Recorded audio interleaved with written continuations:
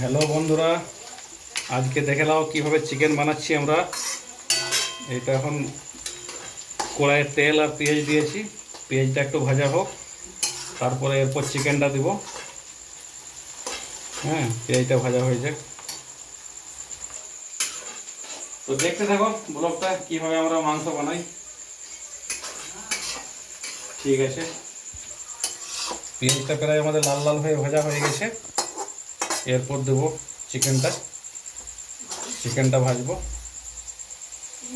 হ্যাঁ, এখানে আমাদের 1.5 কেজি চিকেন একদম ধুয়ে পরিষ্কার করে রাখা আছে। চিকেনটা দিলাম।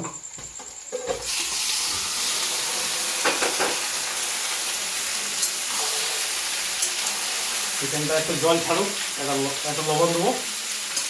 এটা জল ছাড়ুক, এটা ভাজা ভাজা করে একটু লাল হোক চিকেনটা। হ্যাঁ, তারপরে মশলা দেবো। এই বন্ধুরা, চিকেনটা প্রায় জল ছেড়ে দিয়েছে। লবণটা দেওয়ার পর একটু জলটা মরুক। হ্যাঁ, একটু ভাজা ভাজা হোক, একটু লাল হোক, তারপরে মশলা দেবো এখানে। ঠিক আছে, দেখতে থাকো। এই যে মশলাটা হলুদটা একটু মিক্স করছি। এই মশলাটা যাবে চিকেনে।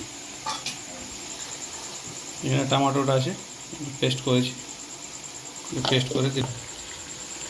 ফাইনালি মশলাটা দিয়ে দিলাম চিকেনের। একটু জল দিয়ে দিই।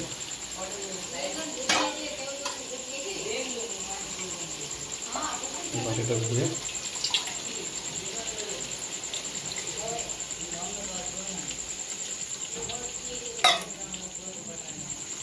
টমেটো পেস্টটাও দিয়ে দেবো তার সাথেই।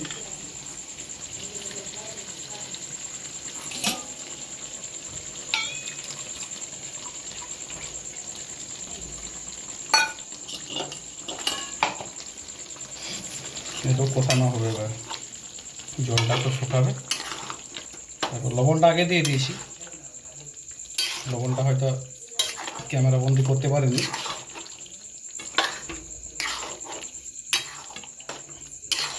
কষানো হোক, তারপর আবার আসছি আমি।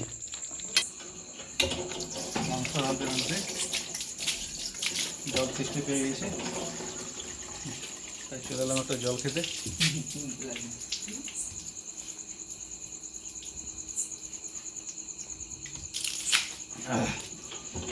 ঠিক আছে, যাই দেখি কতদূর হলো। মাংসটা প্রায় আমাদের জল মরে গেছে, প্রায় মশলা প্রায় ভাজা ভাজা। এবারে একটু করে জলটা দেব ঝোলের জন্য, কারণ আমাদের আজ ভাত আছে, রুটি নেই। দিনের ভাত আছে, গরম ভাত নেই, আজ দিনের ভাত। মাংস প্রায় ভাজা আমাদের, আর খানিকক্ষণ এটা কষাবো, তারপর জলটা দেব। এটা আমরা নামালাম খালি লবণটা টেস্ট করার জন্য। এবারে জলটা দিয়ে দেবো পরিমাণ মতো, যেমন ভাতে লাগে আর কি।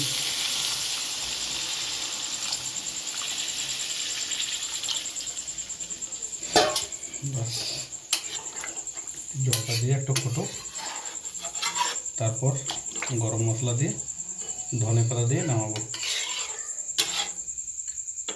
ঠিক আছে, তাহলে আজ এই পর্যন্তই। ঠিক আছে, বাই।